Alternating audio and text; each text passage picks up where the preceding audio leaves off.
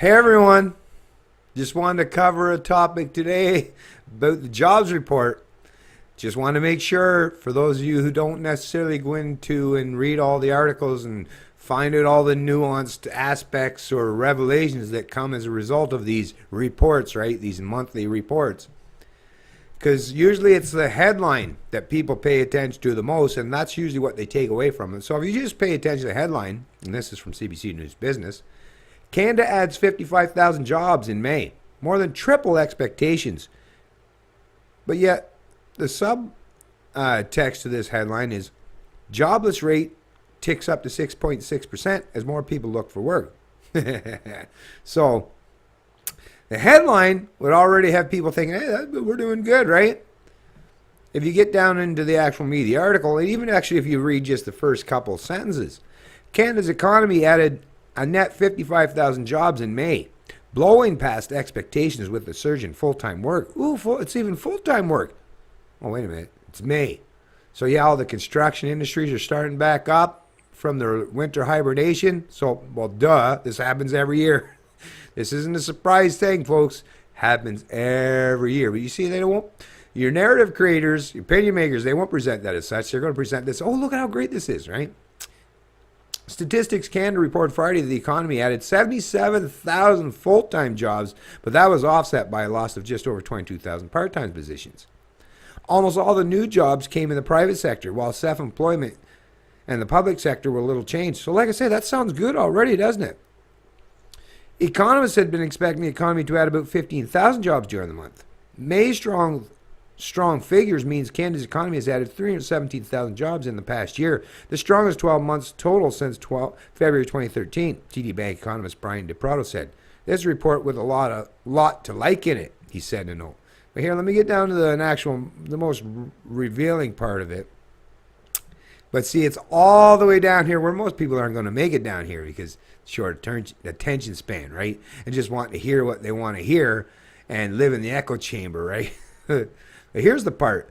So even in total, even though it was 55,000, but they were basically saying because it was offset by a loss of temporary or part-time jobs, but there was a 77,000 increase in full-time positions. Listen to this part. Despite the job surge, the unemployment rate ticked up to 6.6% as more than 78,000 people entered the job market looking for work during that month. So what's that tell you? That means 1,000 people, see, they present it as a positive, right? Oh, look, there was 55,000, right, net gain, and 77,000 as far as full-time, but there was 78,000 people looking for work. So in reality, that would mean there's 1,000 people out there that didn't get any work, right? So how's it a net gain? It's not a net gain. Because Canada's still not even at the full employment figures that it used to be before the Great Recession, right? So in reality, just like within the U.S., I think in the U.S., I forget the numbers exactly, but they have somewhere in the growth of 185, 200 some thousand jobs per month, let's say. But the population grows to the tune of almost 300,000. So even though those numbers sound good, if you use it in correlation with the population growth, they're actually not good. It's actually negative. Just like here, if 78,000 people were looking for work and only 77,000 got work, that means the number is actually, you brought in, the number is actually, that means you added another 1,000 people that now are looking for more work. And I wonder if that has anything to do with the mass immigration, right?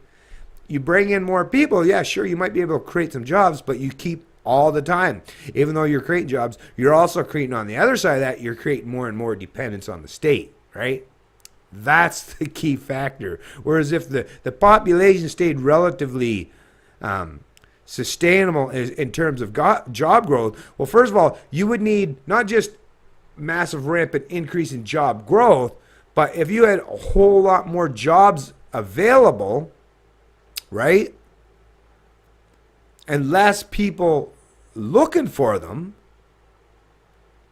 then, or less people available for those job positions, then you would have a much better way to negotiate higher wages because you would be much more in demand. But if the central planner and the governments, whether it's the TFW, temporary foreign workers, or this mass immigration, or the illegal immigrants, or the refugees, if there wasn't for this mass influx of human beings into this country, whether they're coming here legal or illegally, even if there's job growth, wage growths, and that's another part that's contained within this article, and I'll share it in the video description, is wages have actually stagnated, and they've been stagnant now for 4+ decades, and it's because of this result of this central planning. So even when you create a scenario where there's some actual genuine job growth, if you bring in more people that you've created jobs, then it hasn't really benefited the economy properly, right?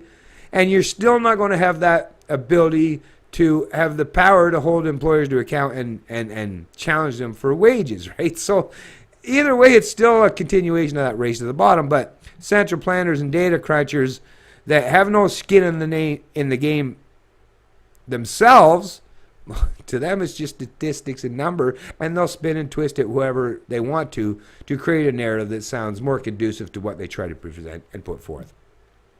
That's the reality of it, folks.